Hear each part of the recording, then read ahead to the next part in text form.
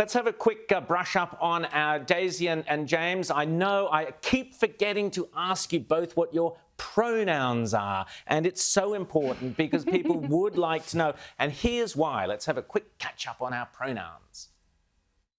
You can't know a person's gender by just looking at them. Asking for and using correct pronouns is a way to respect those around you and create an inclusive environment. This is especially important for queer and transgender people.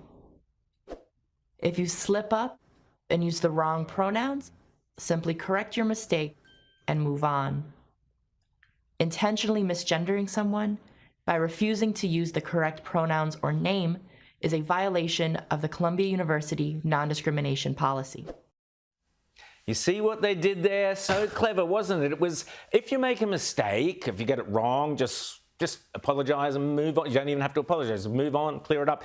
You know, really? All the people who have been cancelled, had their lives ruined, destroyed because they used the wrong pronoun or weren't respectful enough. And then in the very next breath, James, we get this kind of Marxist, oh, we are watching, and if you go against our policy, you're in big trouble. This is terrifying stuff, James. Well, it's terrifying. I mean, and I really get the feeling with things like this. And, you know, I'm all in favor of being polite. And if people want to be called something, fine, I'll, try and do my best on that. But I also feel like an awful lot of this is about just getting people to jump to the next sort of weird, ridiculous thing, and so that people are so disorientated by the left and their continual demands for new changes in, the language and what we call people, that people feel continually off balance. They don't know what the truth is anymore.